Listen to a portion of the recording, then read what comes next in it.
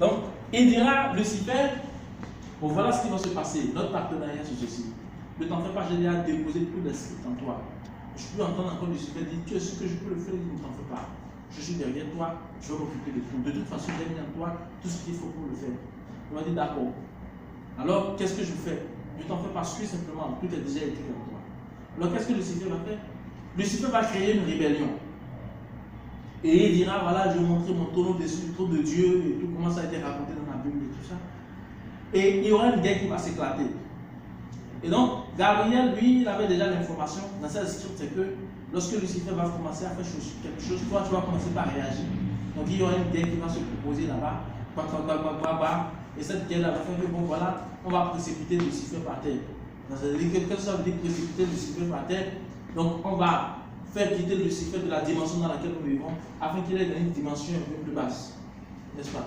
Tout simplement. Et donc, ça va commencer comme ça. Et ça commence. Et donc, le combat qui commence va se dérouler à un endroit donné. Le combat va se dérouler parce que pour un combat, il faut un lieu. Et pour ce lieu, il faut définir un espace. Et c'est dans cet espace que le combat va se passer. Pour le moment, je ne veux pas encore donner cette précision-là. Mais, gardons simplement de façon brève que l'être fut précipité et il vient.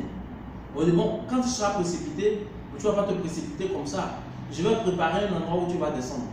Lorsque tu vas descendre dans cet endroit-là, c'est à partir de là que tu vas continuer ton opération. Parce qu'on a besoin de ton opération, que tout soit bien fait pour que nous puissions divulguer, pour que dérouler tout le plan.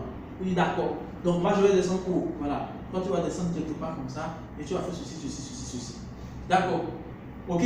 Bon, je descends où? Ne t'en fais pas. Il y a un être que j'ai créé qui est là, qu'on appelle le serpent. Tu vois? Il a déjà en lui toutes les facultés qu'il faut pour t'abriter. Tu es quand même un homme, tu es quand même un être avec toute sa hauteur là, tu vas avoir cette connaissance et tout. Donc on va te préparer un endroit. Et l'endroit, tu vas descendre là-bas. Et lorsque tu vas descendre là-bas, tu vas commencer par venir de là. Tu comprends, la Bible dit que le serpent était le plus rusé des animaux. Qu'est-ce que ça veut dire le plus rusé? Ça veut dire que celui qui a plus de connaissances que tout le monde. Dans tout ce qui est sur la terre, c'est lui qui a plus de connaissances que tout le monde. N'est-ce pas? Et donc, cet être qui a été précipité va descendre dans cet endroit qui a été créé pour lui. Et lorsqu'il va descendre dans cet endroit qui a été créé pour lui, le combat va continuer là. Parce que le combat avait commencé dans une dimension, le combat quitte cette dimension, rentre dans une dimension, donc ça passait de dimension en dimension. N'est-ce pas? Et qu'est-ce qu'il va faire? On aura le récit biblique qu'il faut peut-être revoir aussi après. On aura le récit biblique qui dit le serpent était le plus rusé des animaux des champs. Il vient dire à la femme, Dieu a-t-il réellement dit tu ne mangeras pas de tous les fruits du jardin? Et la femme dit oui, tu en mangeras, mais tu ne toucheras pas ceci, ne feras pas ceci, et tout ça.